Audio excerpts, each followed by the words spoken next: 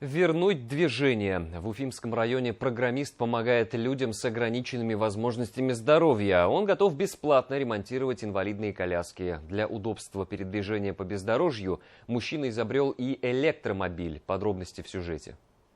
Больше всего ломаются в колясках подшипники. Обычно бывают насыпные подшипники, бывают такие шариковые подшипники, они чаще всего изнашиваются. Инвалидная коляска – это единственное средство передвижения для людей с ограниченными возможностями здоровья. Как и любой вид транспорта, она может ломаться. Ильгиз Фазылыев, как никто, знает об этом. Совсем недавно город лишился единственного центра по ремонту инвалидных колясок. Мужчина не стал ждать помощи от других и взялся чинить транспорт самостоятельно, чтобы вернуть людям свободу передвижения. К сожалению, бесплатно в ноль не смогу делать, потому что я буду сам тратить. Элементарно, если нужно поехать забрать коляску, это будет траты на бензин.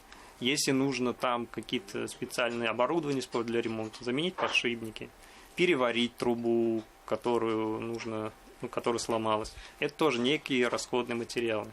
То есть, к сожалению, за расходные материалы пока я буду брать.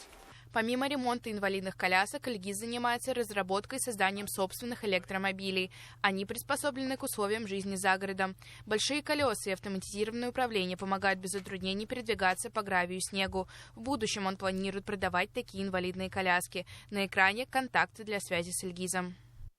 Отделение Социального фонда России по Республике Башкортостан обеспечивает граждан с инвалидностью техническими средствами реабилитации, в том числе и кресло-колясками по индивидуальной программе реабилитации.